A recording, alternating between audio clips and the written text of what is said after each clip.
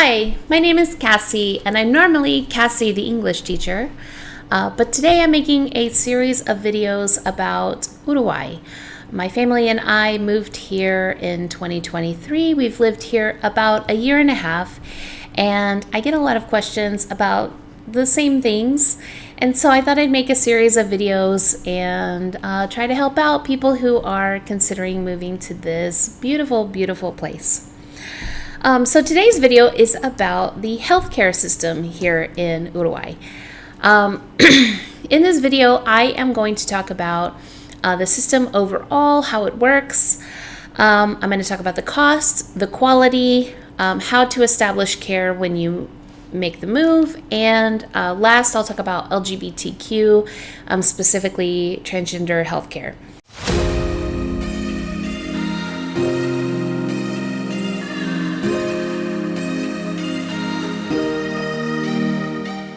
With the disclaimer that I am going to talk from personal experience and the experience of people that I know, and so this may not encompass everything that there is, but I think I can give a pretty good first-hand take on what it's like, and you should always, though, do your own research and look into all of the different possibilities that might be right for you and your family.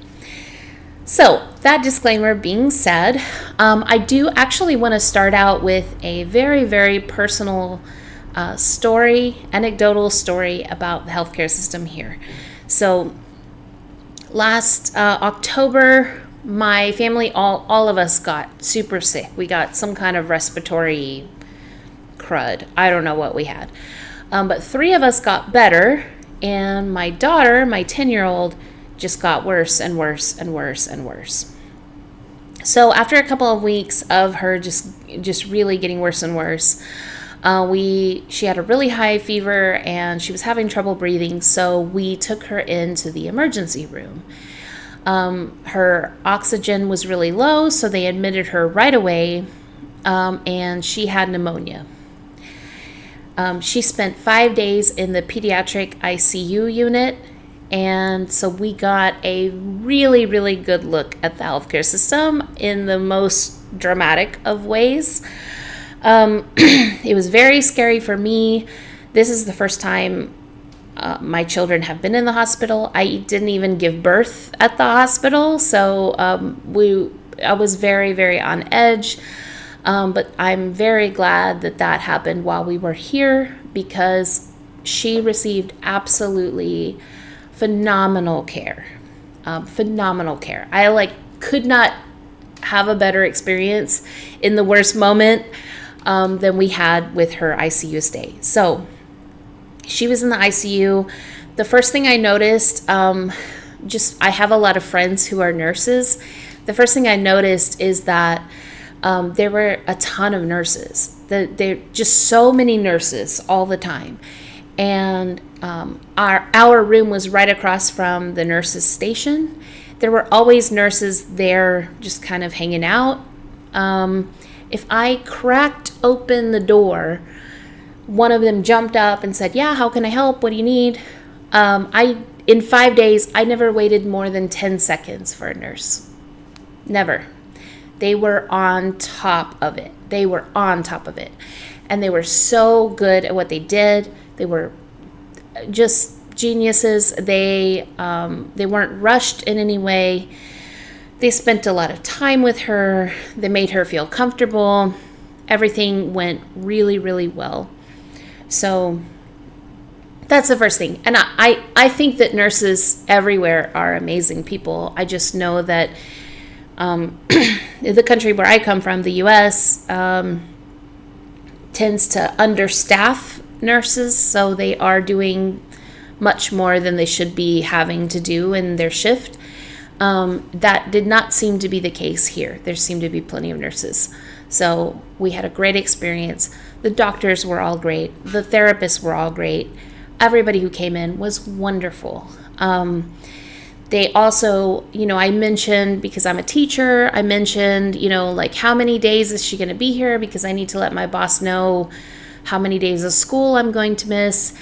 And they immediately sent somebody to me to tell me my rights, to say like, no, they can't make it. And I was saying, no, my boss is wonderful. I'm not worried about that. I just am trying to give her a plan.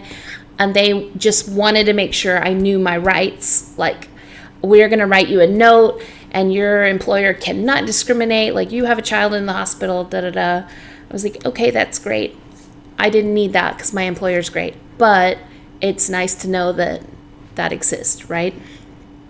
Another thing that was just nice about the stay is that when they brought my daughter a plate of food, they also brought a second plate of food for me, for the caregiver in the room. So every time, 2 complete trays of food were brought. So I didn't have to worry about taking a bunch of food. I didn't have to worry about ordering food. I didn't ever go, if some cafe exists in the hospital, I never saw it because they brought me food. The food was delicious. It was like a quarter of a roast chicken and roasted vegetables, or homemade pasta, or delicious, really tasty food, like not hospital food. It was like a restaurant to me, in that they would even come beforehand, a few hours beforehand, and ask my daughter, do you want this or this? They would give her a menu basically to choose from. So that was wonderful. I even got, like, they have merienda here, which is like tea time, middle of the afternoon snack. They would bring me a coffee and a snack, bring my daughter something as well. It was just very human, there was an acknowledgement that we need to take care of the family itself, So it was just a wonderful experience. I mean, obviously horrible experience. You don't want a child in the ICU, but if you're going to have a child in the ICU, you want it to be at a place that has really high standards of care. And that was this place. So lovely experience. After 5 days, the final bill that we received was for $11 US. 5 days in the ICU, $11 US. And the only reason we had to pay anything was because she had like an ongoing medication, or several ongoing medications that she had to take. We weren't paying for the stay, we were paying for the medications. So yeah, at that point, like I said, that was in October, and we were like, oh my God, I don't think we can leave this country now. Like, that was, I can't go back to bad healthcare. It was such a good experience. So that's our personal story. Now I'm going to get to the nuts and bolts of everything. So here they have a government healthcare system. In the Constitution, it says healthcare is a right that all citizens have. So there's a government healthcare system. And then apart from that, there are private healthcare systems. They take lots of different forms. The most common is called a mutualista. That is going to be a hospital group that it's different from health insurance in, for example, the US, because you kind of belong to this hospital. So it's almost more like belonging to a gym. I can go to this hospital system. It's not an insurance where I can go anywhere. I belong to this system, right? And so you pay whatever it is to belong to the Mutualista, and then you get all of your services within that Mutualista, if that makes sense. So it's kind of a dual system, because if you don't have a Mutualista, you can always go to the free healthcare, the free government healthcare. Now, most people opt for the Mutualista because it's a better system, it's better healthcare, but everybody has the right to healthcare. The nice thing about the Mutualistas is that you can sign up with just a passport. You don't have to be a resident to belong to a Mutualista. So for our family, we kind of have a mix because my husband and I got residency before our kids. So we, and I had a job here. So we signed up through my job, which is very complicated, but basically we didn't have to pay because the taxes from my job were paying for our healthcare. But our kids were not residents yet. So we were paying for them with their passport, and we were paying out of pocket. Now, when I say out of pocket, that can range. So, and my two kids were in different Mutualistas for reasons I don't want to get into, but one of them was $25 a month and one of them was $50 a month. But just to give you an idea, you can join the Mutualista with your passport and pay a certain monthly fee, and you belong to it. You don't have to be a resident. I do want to make a note here that if you're above a certain age, they tend to require you to pay an upfront one-time payment that's pretty high. So from people that I know who are in their 60s, who joined the Mutualista that I'm a part of, they had to pay $5,000 up front to join. And then after that, it was $50 a month. And it will be forever. It's a one-time upfront fee. I think because you can sign up with a passport, the goal of having that one-time large fee is to make sure that people don't just like visit, get a bunch of healthcare, and then leave. Compared to the US, obviously that's not like a lot of money when we're talking about healthcare. But yeah, that's a one-time fee that you may have to pay if you're above a certain age or you have certain health conditions. So it's going to vary person to person. But if you are younger and you have no pre-existing conditions, like major big ones, you should be able to walk into a Mutualista and pay about $50 a month and get healthcare. There are a whole bunch, and you're probably going to pick based on where you live. So if you're living in Montevideo, you have like a ton of choices.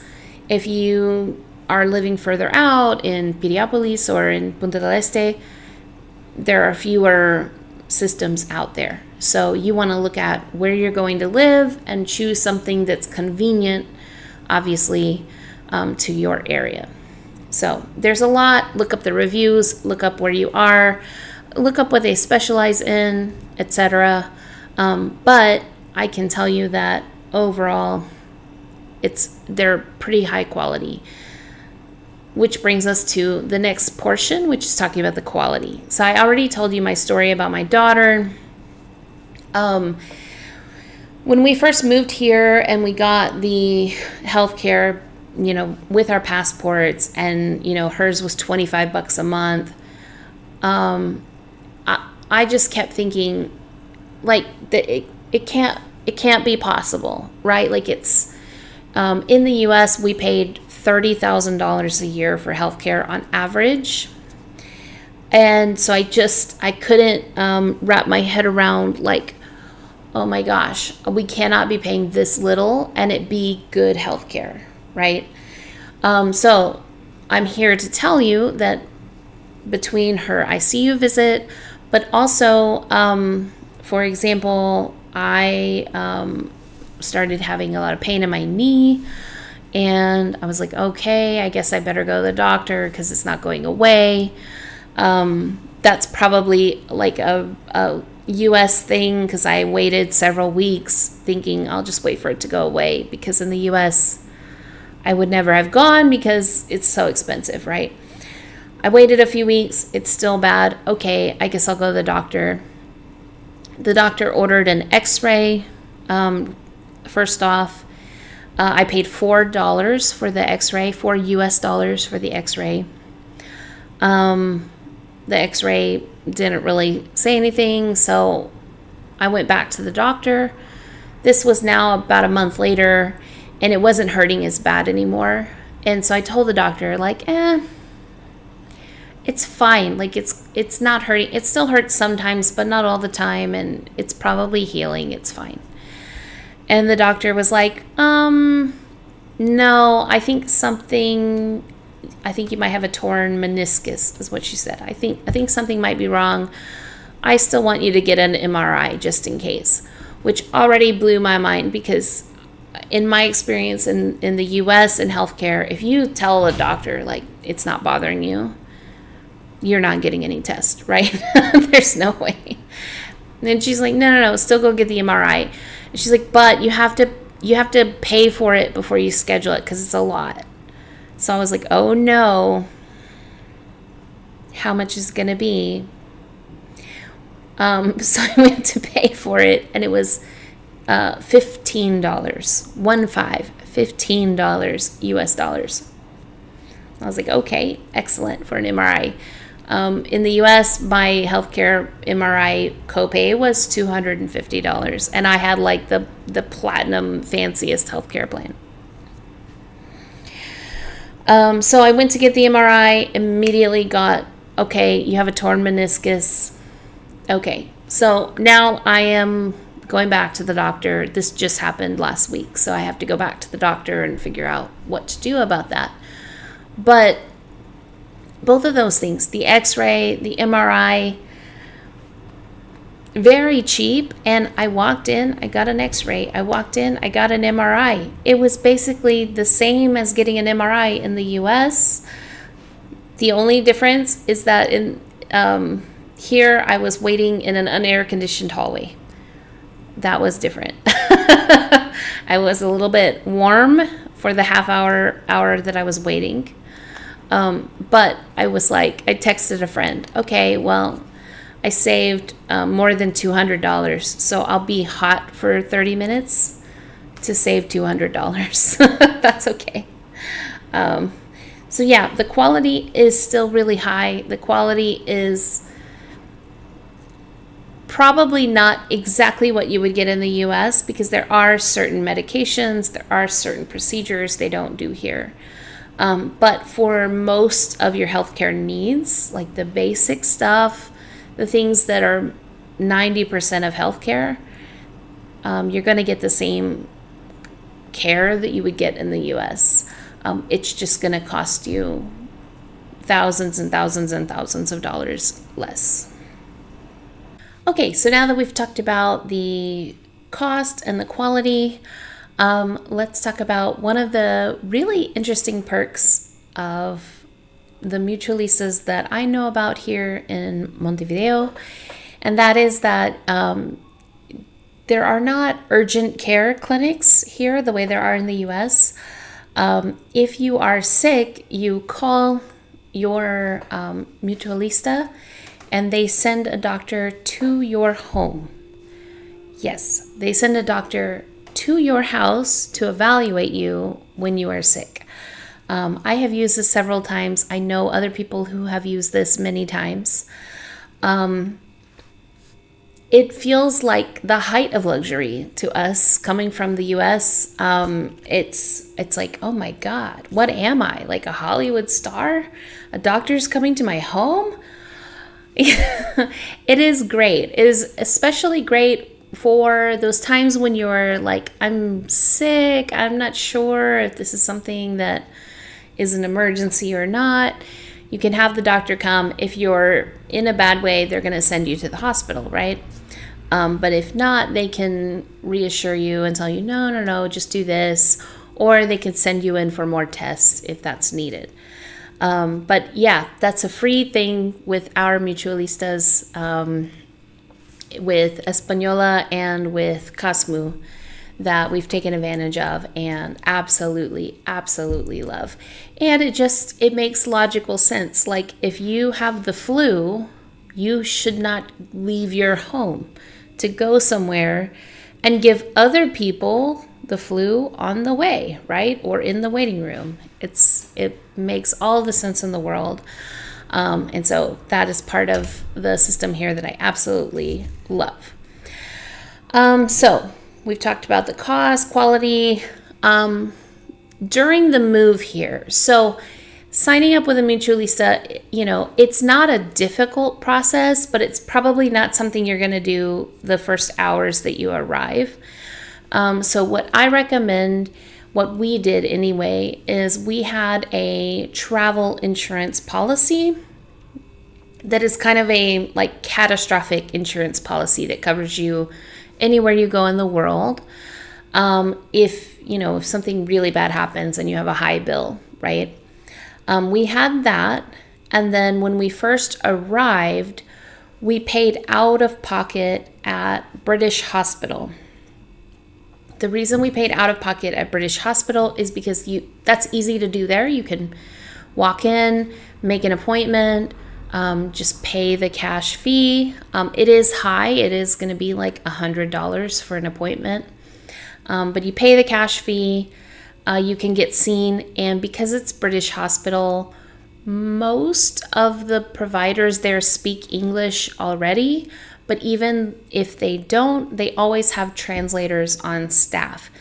So when you first arrive, you're obviously in a new place, everything is difficult, everything is scary, and medical stuff, you want to make sure with medical stuff you really understand what's happening.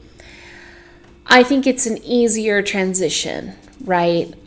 So for us, obviously we paid a lot more money for that in the first few months we were here. And I do wish, looking back, I do wish we had gotten the Mutualista in place earlier. But, we were also getting kids into school and getting jobs and doing a lot of things. And so, there's just only so much you can do at one time. So I think it's very wise to have your travel insurance policy and then go to British Hospital when you arrive, and you can get your medications transferred over, or you can get them continued. Now, in our experience, I just took the medication and said, this is what I've been taking for however many years. This is the dosage. And the doctor at British Hospital was like, okay, that makes perfect sense. Here's your prescription. Like, easy. And then once we got with the Mutualistas, we just took that, the pill box we got from here, obviously, and the prescription, and said, hey, this doctor here prescribed us this, and oh, okay, that's fine. And they continue the prescription. So it makes it kind of an in-between where you can communicate in English and say, I need this. Yes, it's $100 for an appointment, but it gets you continued on, and it fills this little gap between leaving wherever you're coming from and before you get care established here. There's just probably going to be some time. And so having that travel insurance and British Hospital is really helpful, and just the easiest way to do it.